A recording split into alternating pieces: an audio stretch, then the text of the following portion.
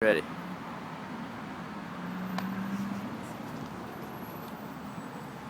Cool. Alright, hey guys, my name's Eddie Toro. So, how many of you guys have incorporated dairy into your lives in the past? Alright. Well, almost everyone in America has made dairy products or milk a very important part of their dietary lifestyles. And milk is often portrayed as like the ultimate beverage. It provides good bone health, it has protein and other nutrients, and it's always often portrayed in the popular Got Milk ads, which have popular athletes in it. And so a drink with like this many good qualities may seem too good to be true, but I'm here to tell you today that it actually is too good to be true. I'm also going to tell you though how to find like hidden dairy in like common things such as breakfast cereals and breads, and also healthy non-dairy substitutes and alternatives. So milk, as we all know, has been used it's been said that it helps strong bones, and it's also been said to prevent bone fractures. But Walter Willett, MD and PhD professor of epidemiology and head of nutrition department at the Harvard School of Public Health, he says that there's actually very little evidence that milk consumption is associated with reduced fractures.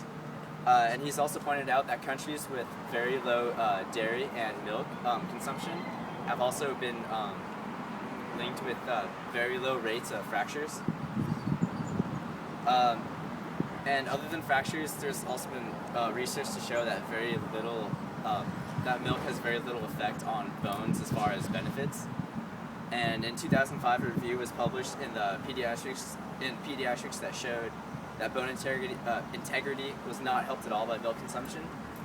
And a study was also published in the Archives of Pediatrics and Adolescent Medicine that it found in most of its subjects that had consumed most dairy products, or they found that the subjects that consumed the most dairy products and calcium actually had double the risk of stress fractures.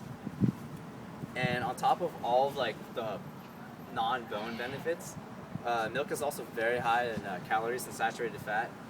One cup of milk has, or 1 cup of 2% milk has 138 calories, and the USDA's recommended amount of 3 cups of milk a day comes to 366 calories. All dairy products contain large amounts of saturated fat, like I said, and they can also be contributed to heart disease and other health problems. And so we already have calories and fractures, but there's more. Milk can also be linked to several different types of cancer. Dr. Wool again, he says that there is quite a body of data showing a higher risk of fatal prostate cancer associated with milk, and also the estrogens in dairy products are also a risk factor for breast and ovarian cancer.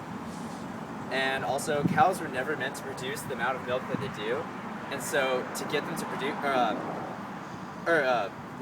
because they produce this much milk, it causes a lot of stress on the cows, and this causes cows to they come up with the condition of mastitis, and which is basically the inflammation of mammary glands. And to treat this, cows are pumped full of antibiotics and other type of things, and like in the grass or in the feed that they eat also contains many pesticides.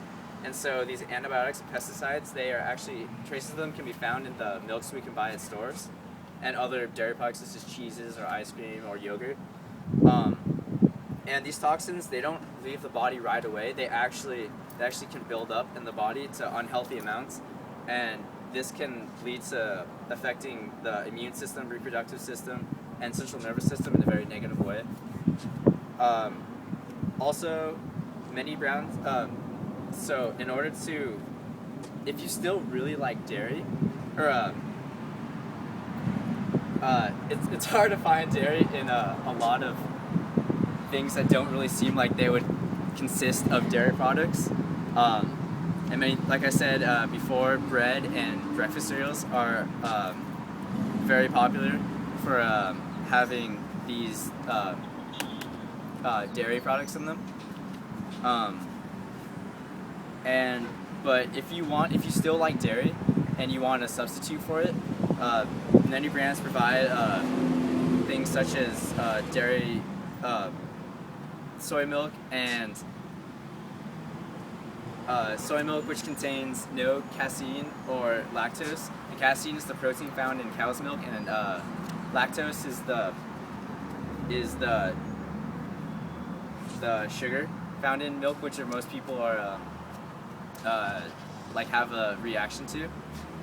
And but those who don't like soy milk or are allergic to soy, they can always drink rice milk. And rice milk is just pretty much the same, except it doesn't have as much protein, but it does have high calories because it's rice. And there's also non-dairy butter, which can also be made from soy, and cheeses, which also contain soy. But sweets can also be made with a very wider variety, such as the rice milk and the coconut milk. And all those are non-dairy. But yeah, like I was saying also before, many things contain dairy products which we normally wouldn't consider.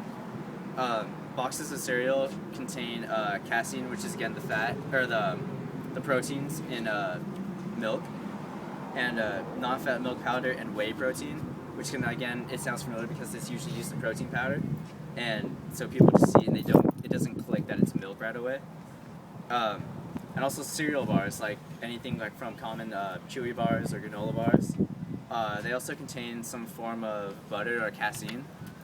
And also processed sandwich breads, like used for many school lunches, they also contain casein, whey, or non-fat milk powder. But a lot of the time they disguise the words to so that you don't recognize it right away. And words to really look out for are casein, caseinate, lactic acid, lactose, and galactose. All those are usually derivatives of some sort of dairy product. So in conclusion, cutting out milk from your normal daily diet can actually really benefit you in many, many ways. And it'll cut down many health risks that can actually be caused from dairy. And even if you don't cut dairy out completely from your life, it'll still have a significant benefit and you will feel a lot better. Thank you.